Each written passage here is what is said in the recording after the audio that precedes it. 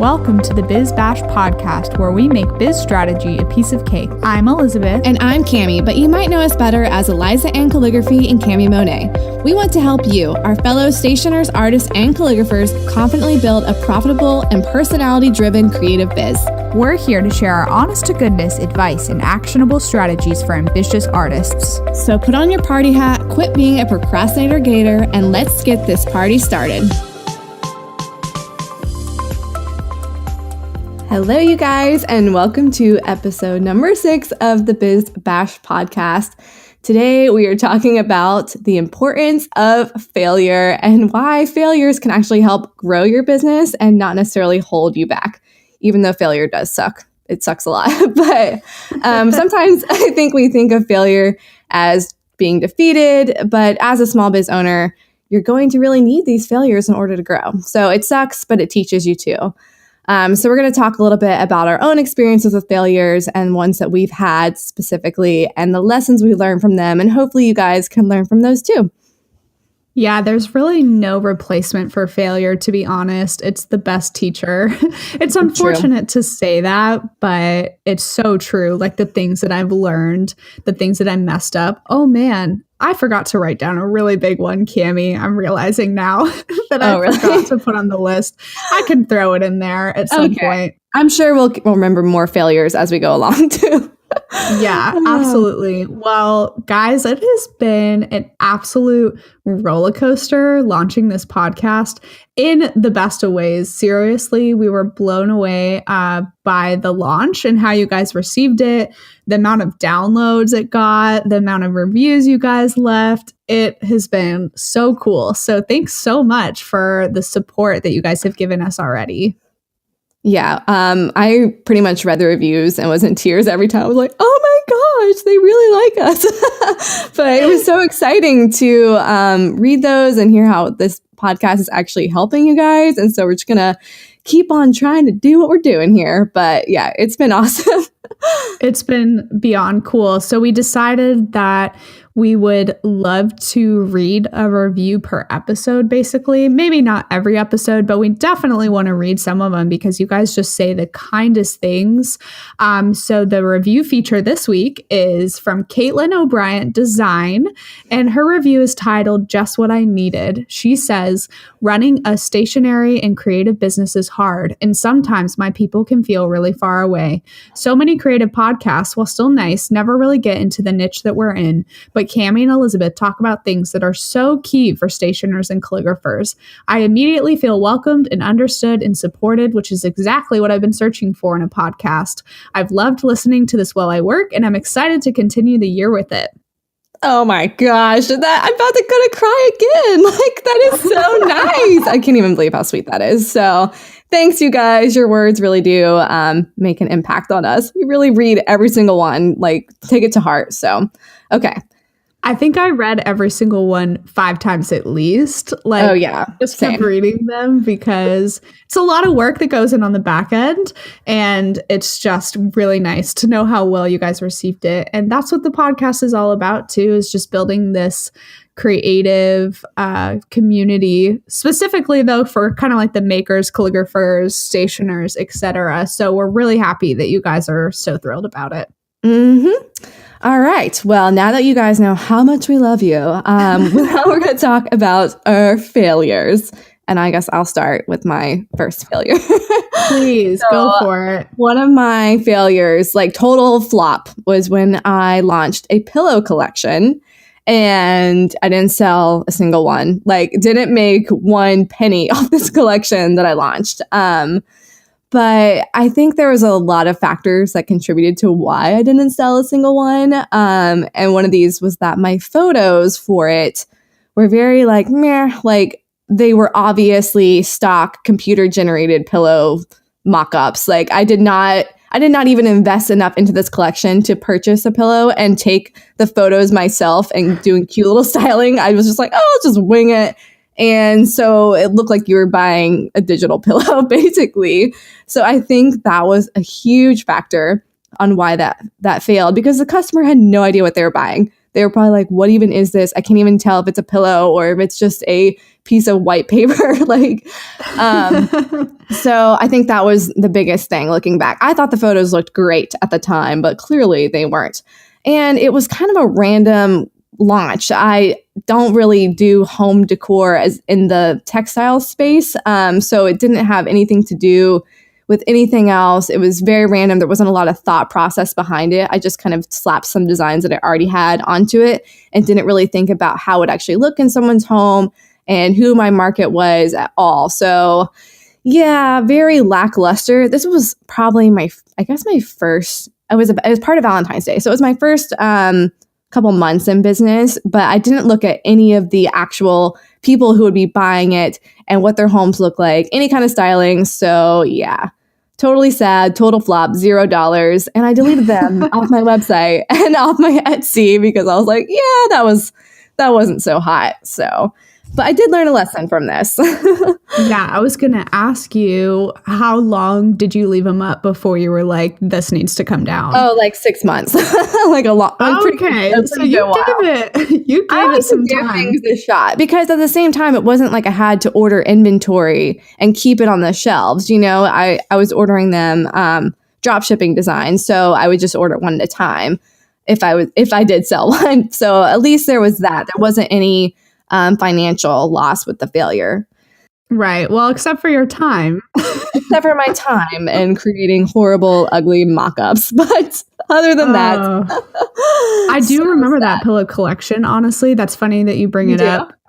Oh, yeah. I remember it. And I remember thinking they were so cute. But I don't even remember them going away. That's what's so funny. Because I think you're right. It just like didn't fit what you were trying to do at the time. It was totally random. Yeah, it was. It was a totally random thing. And I was like, I'm going to introduce pillows for my Valentine's Day collection, which, no, it just didn't work at all. But at least I tried. Okay. So here's the lesson I learned from this is that niches make riches, y'all. Okay. So tweet that or whatever you do. So you want to keep your offerings simple and streamlined. And Katie Hunt from Trade Show Bootcamp, which is an awesome course. If you haven't taken it, you should totally check it out. She says that you're only as good as your weakest product. And I love that. I've really taken that to heart of looking at my weakest, worst selling product and saying, this is what defines me is my worst product. So how can I always keep creating better and better things and not just picking up random ideas and throwing them at the wall, hoping they'll stick. So that's a hard one. It's so hard when you're starting out because the first one I'm going to talk about is also a collection that totally failed. Basically because I had the same thing going on. I didn't have much direction with it. It was totally random and kind of outside everything else I was doing because I decided to do a nursery collection because I saw that all these other artists online were pre-making everything ahead of time and then they would like sell it and it would sell out. And I had no idea for like the structure and everything that went into that and the marketing and yada, yada, yada. But this was when I was only on Etsy at the time because this might have even been before I went full time. I can't quite remember the timelines of everything. I think I remember. I think you launched it right when you went full time. I think that was like your starting point. And I remember looking at it and being like, these are so freaking cute. She's so awesome. Because we weren't really friends then. I was like, wow, that was a smart idea to launch with a collection. Why didn't I do that? Yeah. Well, the truth behind it is it did not do very well because at the time, I didn't have a great sense of my client demographic. But if I wanted to end up doing weddings, why would I do something nursery and baby related? These are hindsight's 2020. Like these are the things you think of much later. I think I wanted a way to incorporate my wood signs in a fun way because I was really starting to kick those into gear at the time. But the reality is I think I sold maybe like 1 or 2 items on launch day. I'm pretty sure my mother-in-law bought them. I'm sorry, it's just so funny. I am so thankful for her always supporting me. But I still have pieces from this collection I was never able to get rid of. Like over the years, I would do like flash sales on Instagram where I would literally sell these wood signs for like $15 or $20, just hoping that people would buy them. Now I use them as baby shower gifts for friends if someone has a baby shower and it all works out. But yeah, that was just my collection that did not go well. I had like cards in there too and a couple other different things. And it was, I thought well out at the time, but looking back at it, it's easy to see that it wasn't. Products are super hard. It is very hard. You can't just make something that's cute and it sells instantly. There's a lot of work that goes into building up that sale and prepping your audience for it. I actually had this wooden sign. I used to do consignment in some of these shops around here in Florida before I started doing wholesale. And there was like this wooden sign I did. I painted it black and had white lettering on it. And I put this like black and white stripe ribbon. I don't even know what it said. It was like a Bible verse. And it never sold at like 3 craft shows that I did. It didn't sell at any of those consignment places. And then that consignment place closed down. So I brought it back to my house and I was so sick of looking at that stupid sign, but it was so ugly. I didn't want to post it for sale anywhere else. And I don't do anything like that. I literally took it to the Goodwill. I scratched out my name and took it to the Goodwill because I was like, I cannot even look at this sign anymore. I hate it. I have thrown some of my own work in the dump before, I'm pretty sure, where I'm like, I cannot look at this anymore and it needs to be gone. Yeah, I just couldn't do it anymore. So, yeah, sometimes, I guess you can get Cami Monet stuff at the Goodwill because that's what I think of myself, you guys. No, I'm just kidding. But I'm going to keep an eye out now. Who knows? Maybe it's making the rounds. I'm going to laugh so hard if I ever see that at someone's house. It's going to be amazing. Hey. I'm like, oh my gosh. But yeah, they probably threw it out when they got there. Like, look at this stupid sign. I bet it sold for like $1. Probably sold for $1. Oh my gosh. Just thinking of you doing wood signs is funny because it's just so like not who you are creatively anymore. I know. Seriously. They seem like such a good idea. But anyway, speaking of wooden signs, you have another failure. Oh yeah, I do. Do you want me to talk about that one before we go back to you? And then I'll talk about mine. Yeah, because it's a perfect segue right now. See, look at us. Okay. Well, the other thing when I was a brand new full-time gal that I decided I was going to do was launch a course because that's what everyone else was doing. And I hadn't even been full-time like 3 months before I decided to do this, which is, guys, is crazy. Like if you just went full-time, be full-time a couple years before you even think about a course because it is no joke the amount of time that goes into that. I couldn't decide what platform I wanted to use. There's a whole bunch of different ones that host courses. Teachery and Teachable are kind of 2 really big ones at the front of the industry. But I really hadn't taken the time to connect with my audience to ask them what they wanted to learn, what they needed from me. I didn't test the waters very much, which is really important to a launch, making sure people are actually interested in what you're selling. And I also didn't use any of a scarcity mindset or close my course at a certain point, which is really important as well, because then you can spend time engaging with the people that signed up for it and you can relaunch it later. These are all things I've learned now.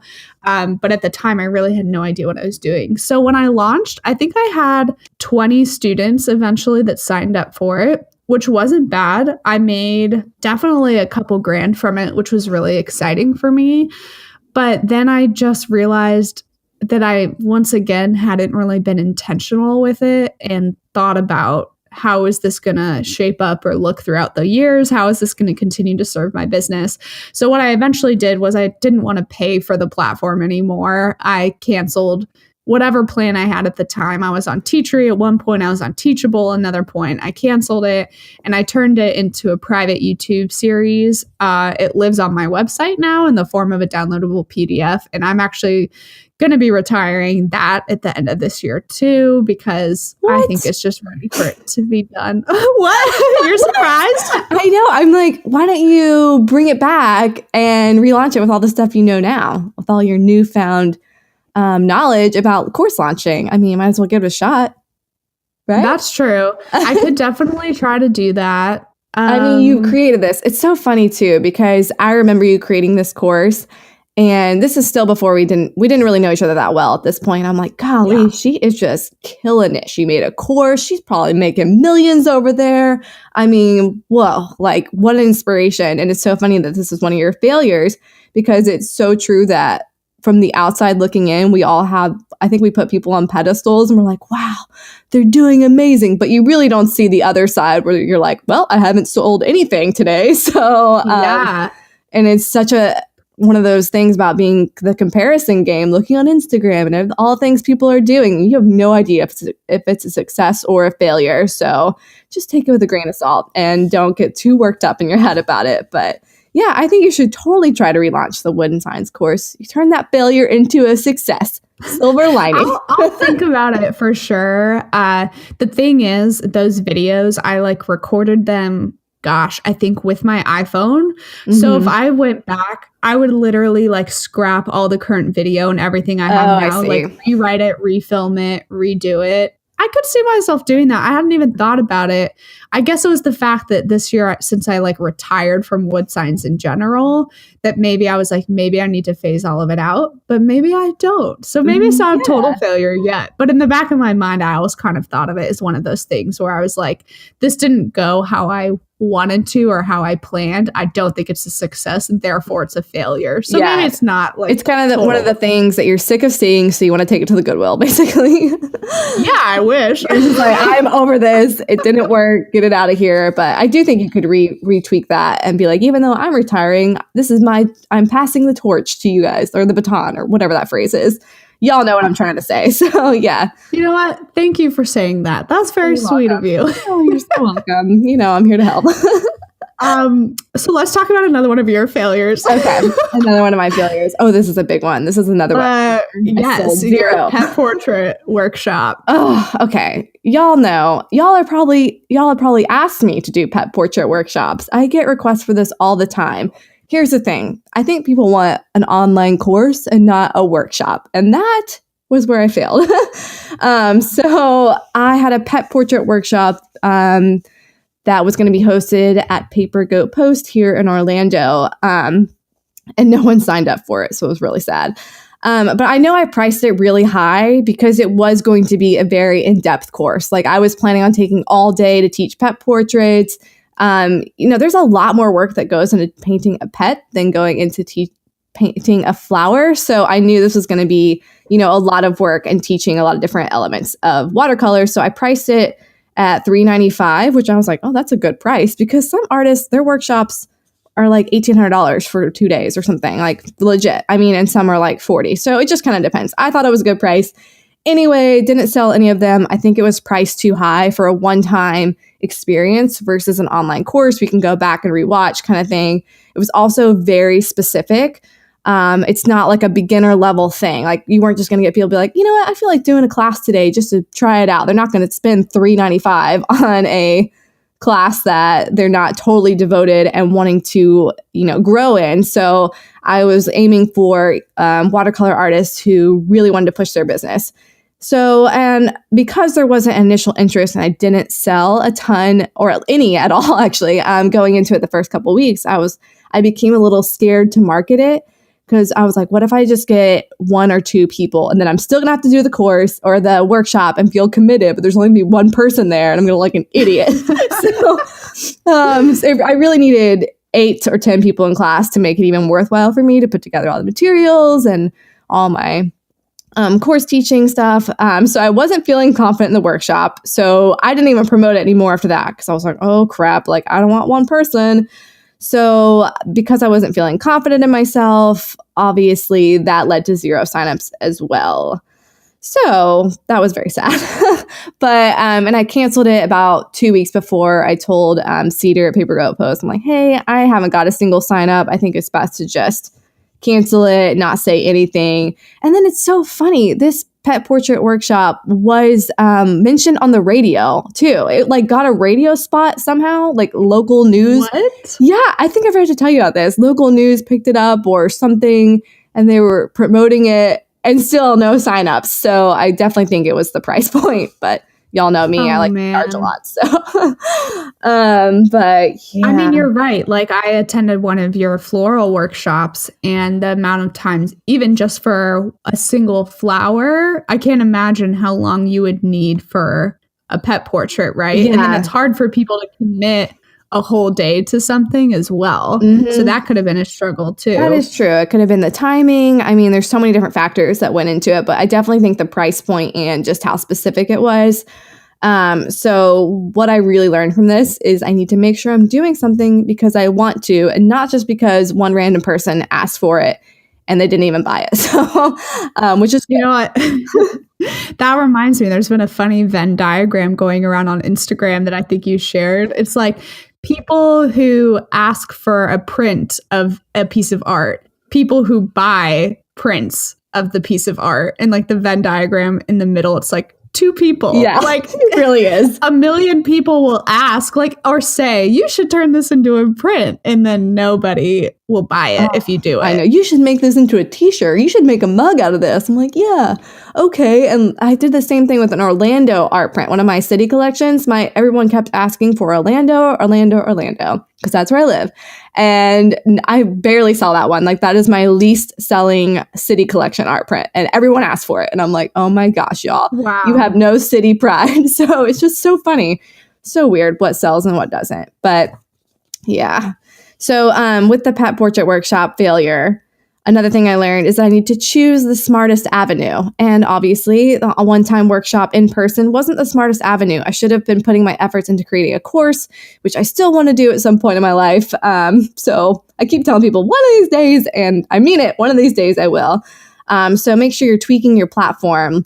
And then of course, the other lesson I learned was that if you aren't enthusiastic about something, no one else will be either. And I literally was so unenthusiastic about it that it definitely showed through. Like if you're not excited about something, no one else will be either. And that is one of the biggest lessons I've learned when it comes to selling a product is you have to be so excited about it and really sell the experience for it. But yeah, you have to believe in it. I remember you telling me too the way you felt about it. You're like, I don't feel good about this. So, like even when Cedar asked me to do it, the owner of Paper Goat Post, I was like, I don't know, I don't feel good. She's like, it'll be great. Everyone loves it, and yeah, it didn't go good. So there you go. Trust your gut too, guys. Man. See, this is the funny thing too. Is like Cammie and I are always telling you guys, like, price your worth, like price, price what it needs to be to make a living, all this stuff. But there is a point when you can overprice stuff. Yeah, and price yourself totally out of the market where you're just like, no one's going to buy it. So that's not good either. Whoopsies. My next one actually has to do with overpricing too. And this is another collection one. And then after this, Cammie and I are going to tell you a couple of our failures for clients with invitations. Oh, yes. Because obviously we have to talk about that too. It's a whole nother beast, but I did, once again, guys, I had another collection that did not go great for me. I did a Christmas card collection. So this was December of 2017. Honestly, I'm still proud of it. I'm very pleased with the work that I put out there, but I overpriced that stuff big time. I had no idea. I just got to cut in and say, when you wrote overpriced it, I literally thought you had it too cheap. I was like, raise your prices. So I think this is so funny. Yes, really. I think that was the problem. I think you underpriced it. Because I know, but don't listen to me because I didn't sell a single pet portrait workshop. So yeah, I don't know. It was kind of another shot in the dark for me where I did the whole, well, everyone else is doing it, I should too. Guys, don't get sucked into that. Oh gosh, that'll just like mislead you every single time. Like I felt like it was the next step in my business. Like this is the next thing I should be doing. I also wrote down in the notes the designs were cute, but probably didn't appeal to a wide enough audience. Mm-hmm. And then you're competing with the big guys when you do Christmas cards. Because literally people can get them from Costco for next to nothing. Most people prefer to do it that way when they're doing Christmas cards anyways, because they want something really quick and really fast. Wedding invitations, a little different. You can you're able to sell yourself a little better on that because it's really about the experience. There's not much of an experience that comes with the Christmas card. Most people are stressed out trying to get Christmas cards anyways. And they're usually trying to go the cheapest option too. Like there's not like luxury Christmas card collection, like wedding invitations. You definitely have the higher end bride who's looking for that Christmas cards. Most people are looking for the cheapest option because they're sending them out to so many people and it's not even a necessary thing. It's just like a fun, fun little add-on. So it's definitely. Yeah. And Christmas cards have a lot more chance of, I mean, most people will put them up on like a door or fridge for a month, but they do eventually get like recycled. It's not a big life event, A Christmas card is a Christmas card and you get one every year. Wedding invitations, we hope we design something beautiful enough that it'll never get thrown away. And you're only doing it one time, guys. So Christmas cards every year. Anyway, I keep interrupting you. Sorry, go ahead. No, it's okay. I love when we go back and forth. It makes me happy. And I also wrote that I think I wish I had been a little more creative with my offerings for the holidays in general, besides just deviating back on Christmas cards. Like maybe coming up with something like super different and really unique to my business. And I actually wrote in here, Cammie's cards are a perfect example of this because they're so infused with your personality. They're so cute. You're not going to get anything like that anywhere else. And that's why those are brilliant. And I love them. Well, you can't see my face, but I'm over here smiling like a freaking possum, like an idiot. I'm just like, oh yeah, thanks. I love those cards. They make me so happy. I feel like that was the perfect product for me. Like that was like literally everything I wanted to do. So yeah, but they're not, they're a different type of Christmas card. That's like you buy one of them to send to a special person. You're not sending, because they're the folded cards, you're writing a note in them. You're not sending out like 100 of them. I mean, some people did. Some people bought like 100 of them. I still think you could make 5x7s and sell them like crazy for people to actually use for Christmas cards. I'm totally thinking of doing that for next year. Like select your crest design and then have a space for a picture on the back. But I don't know. Christmas cards stress me out. See? No, don't even do a picture, Cammie. No just picture? do the cute crest with like a holiday message on the back. Yeah. And then people will write in little notes. I get stuff like that all the time at Christmas. Sorry, guys. This is just like now we're all off on like what we're going to do for Christmas. I've been thinking about this. So maybe, last Christmas, which was like a month ago, I was just thinking about doing it, and then I didn't really have enough time to put it together and plan out my life. So yeah, maybe this year we'll see. I mean, I'm definitely doing more Christmas cards, so I'll have a lot more crests to choose from. Yes, exactly. Mm-hmm. And you're doing them in like February. Yes, I sure am. No more procrastinator gator over here. This is something I've been telling her for a while. I'm like, you really should do these not like the last minute. I know. It's just I get so caught up with brides, and I'm put the pro and procrastinate. So, but anyway, Elizabeth's keeping me on track this year. She's gonna lay out a whole calendar for me. It's gonna be great. I've got you. I know. Thank you so much. Okay, so yeah, Christmas cards can go either way. So be sure you're figuring out your offering and have people to sell it to and pricing it right before you fall to prey to the Christmas card extravaganza. Yeah.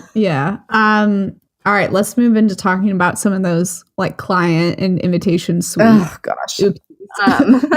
So one of mine, which is I'm calling it a near failure because I saved it the last minute. You know, when you're trying to get the microwave and stop it at 1 second, that's basically what happened on this. So I almost forgot to put the accommodations card into some save the dates. And by almost forgot, I mean, I literally didn't even design it or print it at all. Like there was nothing there. And the planner, the envelopes were sealed. They had calligraphy on them. About to go out the door. I just emailed the planner. I'm like, hey, you're about to go out the door. I just want to make sure everything's good. And she was like, oh yeah, what about the accommodations card? I don't think I remember seeing the proof. I just want to make sure that's in there. And I was like, oh, shnikes. So I was like, well, I was really honest and said, I actually completely forgot about the accommodations card. I'm going to put the design together right now and I'm not going to charge for it. And I'm going to set up get it printed, rush printing. So got that done, felt like a total idiot.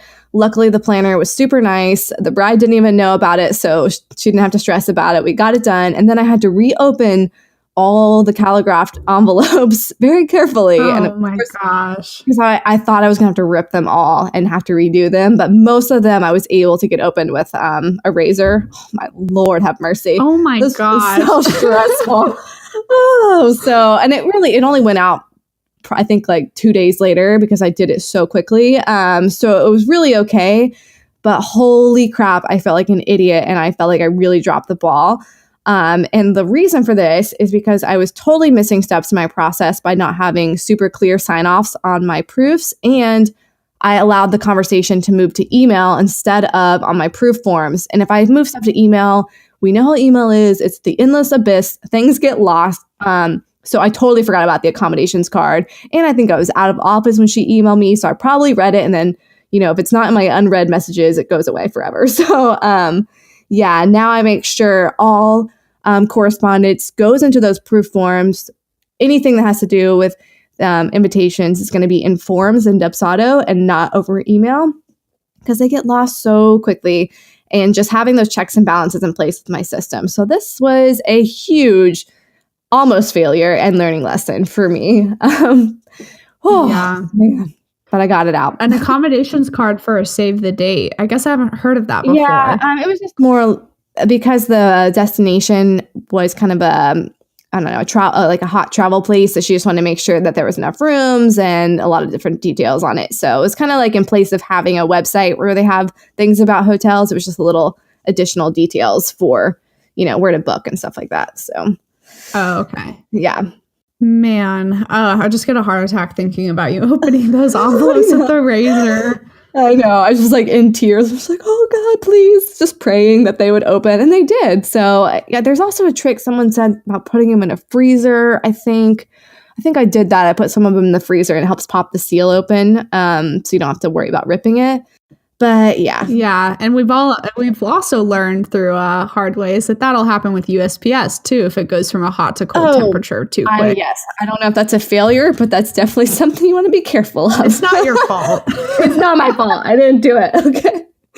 I know. It's not like I'm like the Grinch coming in and opening all the envelopes before they go in the mail, which I think sometimes the craziest things happen. That is also why I have a USPS contract now for things like that when things go crazy. Y'all should go buy it because I have it and it's awesome. Elizabeth wrote this USPS mailing contract and it will save your butt if you are mailing invitations for your clients. It literally covers everything. I think it's on your website, right? Just doing a little plug for you here. Yeah, it is. Mm-hmm. So ElizaAnnCalligraphy.com. Mm-hmm. It's awesome. So definitely get on that, y'all. I sent it to all my brides now. It was like the missing piece, my last final process step. So anyway. Oh, man, it makes me feel so much more at peace. But same. One of those things that came after terrible mistakes happening and failures that then I was like, something has to be done about this. But I have a client save the date failure as well. And this one's like, was so embarrassing for me because I should have known better. Frankly, I was like so mad at myself that I didn't know better. But I did 120 save the dates, all addressed with postage, took them to the post office. They approved them. I hand canceled them and mailed them.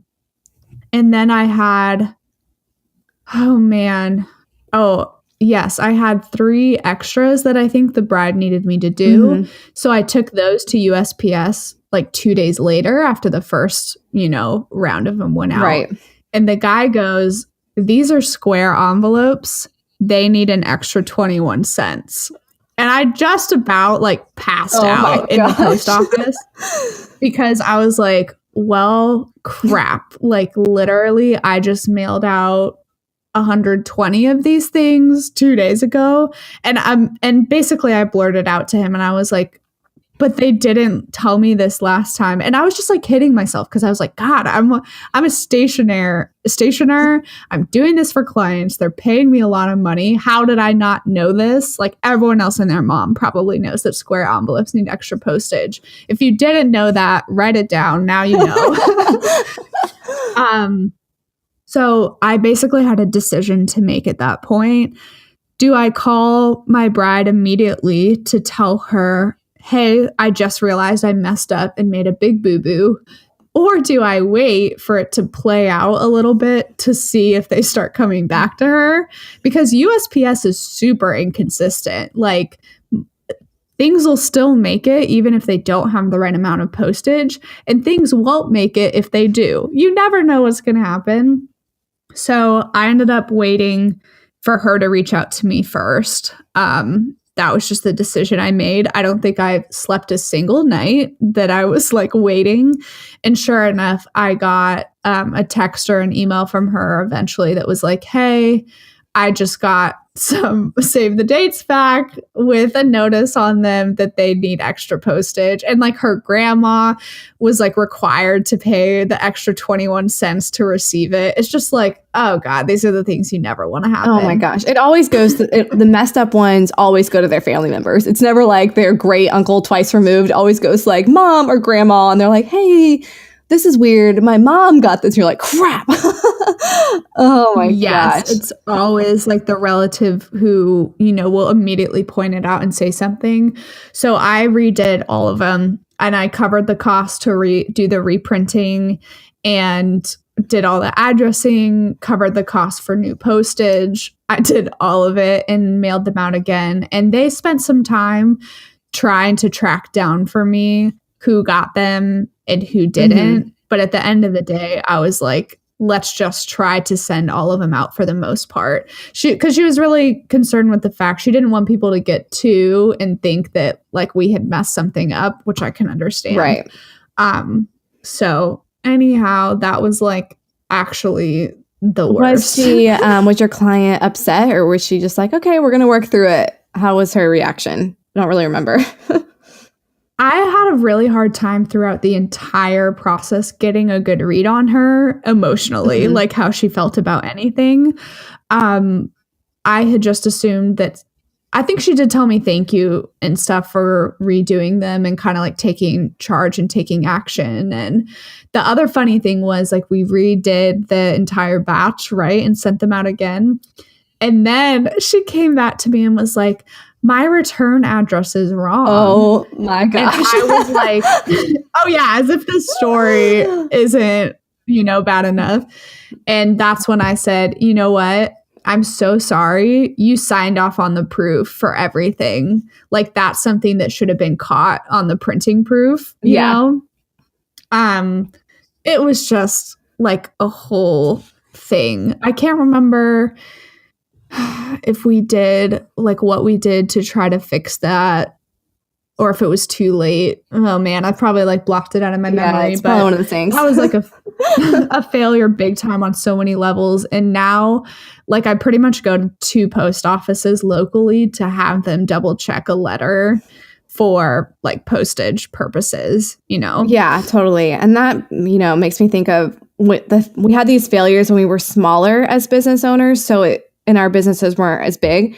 So it was a lot easier to bounce back from those failures than when you're big and, you know, they are going to have a lot more of an impact. So even if you do fail at things like collections and whatnot, don't be afraid to take your risk now when you're smaller, so it has less of an impact. Things with clients, though, are always going to suck. Like no matter what, those failures are just really difficult. But having these failures totally helped us refine our process and see where the big holes were and the gaps and like where we were going wrong, you know, things that aren't the client's fault, things that were totally our fault. So yeah, got to have those failures to learn, which really is no fun, but they're like a rite of passage, you know, they really are. They're a rite of passage and they're super humbling. And trust me, we have so many stories from friends, like other stationers and calligraphers that have done similar things, that have like one of my friends sent a save the date without the date on it. Like that somehow got through. Just like all these things that have gone wrong for people. And it's so normal when you're starting out your business and you just do your best over time to limit the failures a little more, but you're still going to have them. I mean, it's essential to learning and growing and figuring everything out. Yeah, because if you're not failing, you're never really succeeding either. So you need to challenge yourself to go after the big wins, like a Christmas collection or launching a nursery collection, and accept the possibility of failure, but also do your research before you're just like coming out with an idea. So Yeah. Oh, man. Failures. So much fun. But yeah, we just want you guys to be ambitious, not necessarily reckless, and don't let the fear of failure hold you back. We want you to learn from our mistakes and move on with your life. So that's why we're trying to share with you guys what we've done wrong so you don't do those things wrong. Yeah, and for those of you guys listening, some of you might have taken our Biz Birthday Bash this past September 2018. For those of you that didn't and you're listening, we actually have it for sale on our website still as a bundle of webinar replays, essentially. But that teaches you a ton of stuff about pricing processes and finding clients that could hopefully help you guys eliminate some of those failures and mistakes that we made with different things in the beginning. It doesn't cover like all the things in terms of like back end for creation for invitations, but it's a lot of like the basic business principles that really matter for keeping you afloat. So that's something you could look into if you're interested. Yes. And if you want to check that out, it is bizbirthdaybash.com/2018-bundle, I think is the URL for it. Or if you just go to our website, just bizbirthdaybash.com, you'll see it right there. And that will definitely help you out. We share a lot more of the failures and how we fix them in those webinars. So you're getting the solution to the failures too, which is awesome.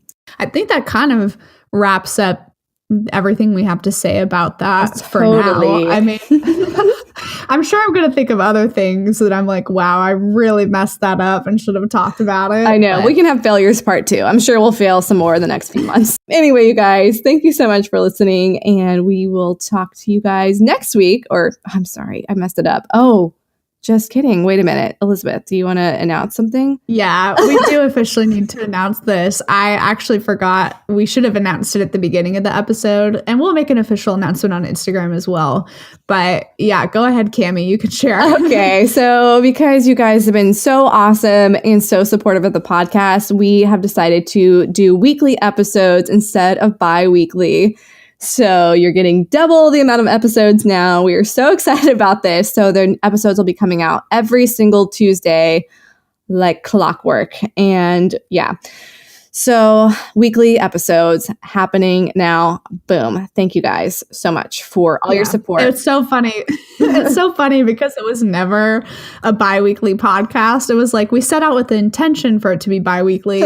Then we launched. Then we were like, this is crazy. We just need to commit to doing it every week. And we're going to do a whole episode at some point about our podcast process. I mean, Cammie and I researched the heck out of this before we started it. And I mean, so many articles, so many free webinars and like resources and stuff that we utilize. So we want to share all that goodness with you eventually and give you insight into how it's all done on the back end. But we're definitely excited for that change and happy about it. It is really funny. We never actually did the bi-weekly thing like we said we were going to. So everyone's like, okay, well, nothing actually changed because we never even got into the bi-weekly. But anyway, I guess we're just a little ambitious.